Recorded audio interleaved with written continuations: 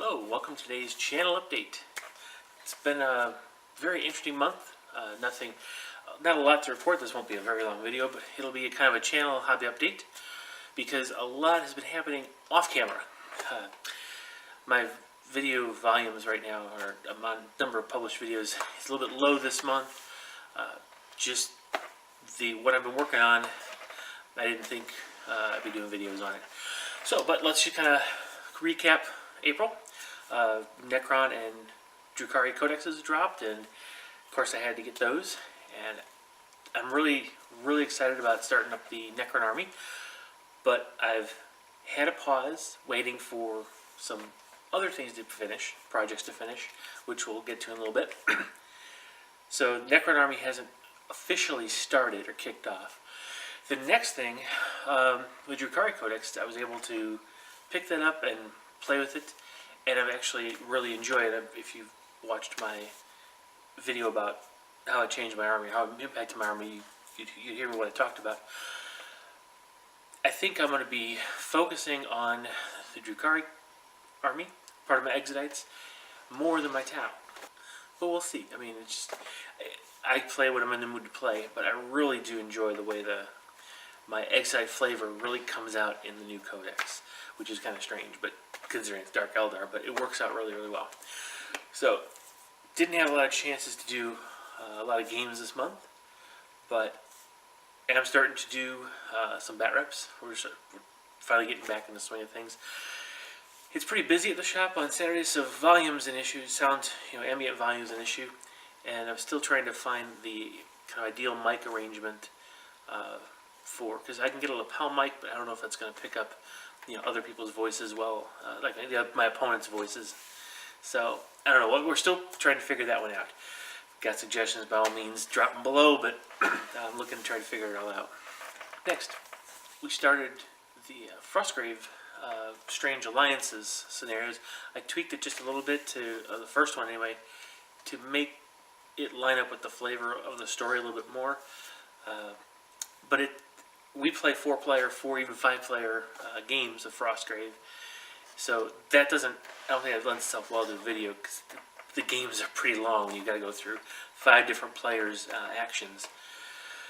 But the campaign is kind of an interesting story, and I think it finally gives us a chance to, instead of sparring against each other all the time, it adds a little twist of a need to cooperate at least for part of the mission. So, and there's, of course, we've got a few devious individuals in our group, so we've got a few different strategies to deal with that particular problem as well. So that's been a lot of fun. And you'll see more about Frostgrave in the modeling update that's coming up. And then, aside from that, I really haven't had a lot of time gaming-wise. Hobby time has been a little bit lower this month. There's just things got in the way. Son started up track, so that takes up some more evenings than when he's not doing track.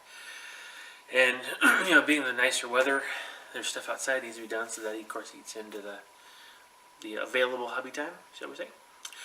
So we're still working our way back up to the goal of 15 videos a month or so. I was able to finally get 2 of the videos out about Arida now that I've had in the queue for a while. I needed a certain break in my other Academy series to drop those in.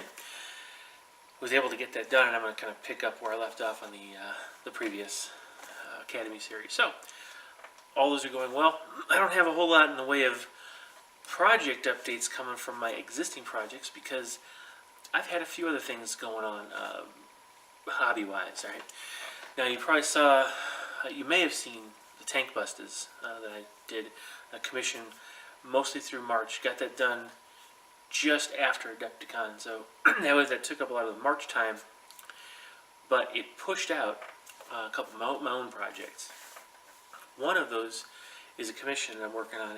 Actually, I'll kind of show you the different things I've been working on over the course of the last 3-4 weeks that have taken up my time and I didn't think really lent themselves well to a video. I could be way wrong, so if you guys want to see stuff like that, just comment below. Let me know if seeing videos about those kind of things might interest you. Okay, so let's go down to the my workbench and kind of see what's been going on.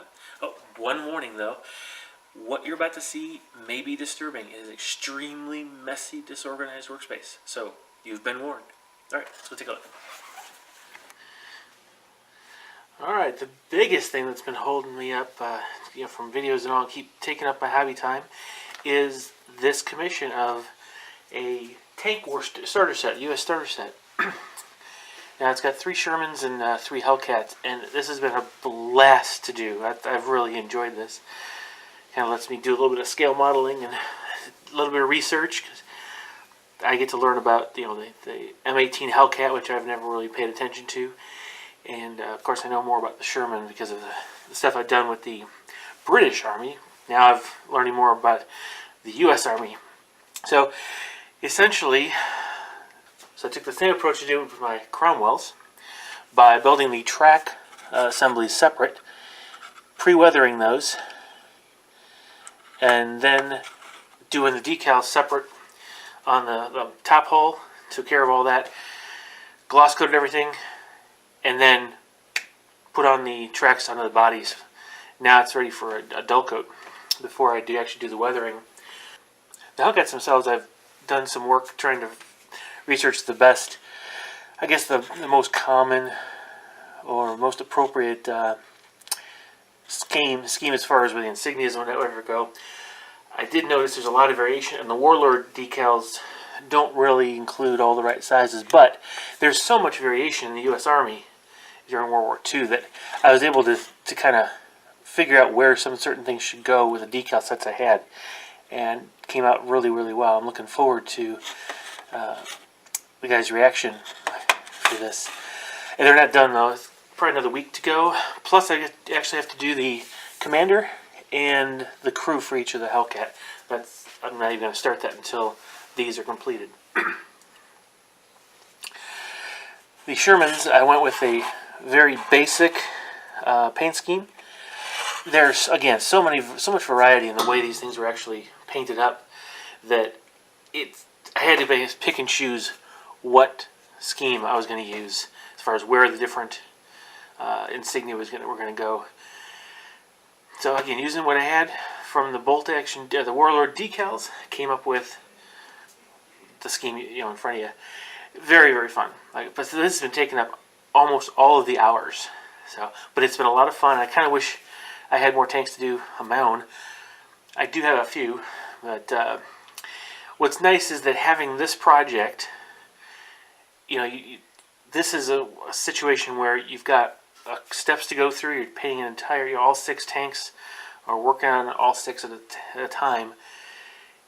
You have to take a break to let things dry and all that. So in the meantime,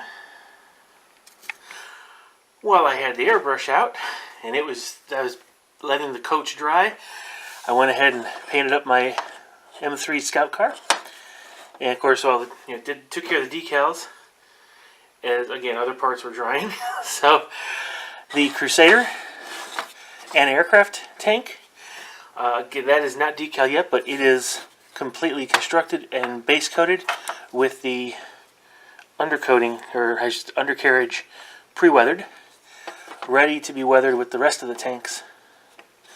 So I've been doing a little bit of extra work to get my own Polish 1st Armored Division gunned up, and at least get him, the captain, a transport, and some anti-aircraft and anti-infantry capability.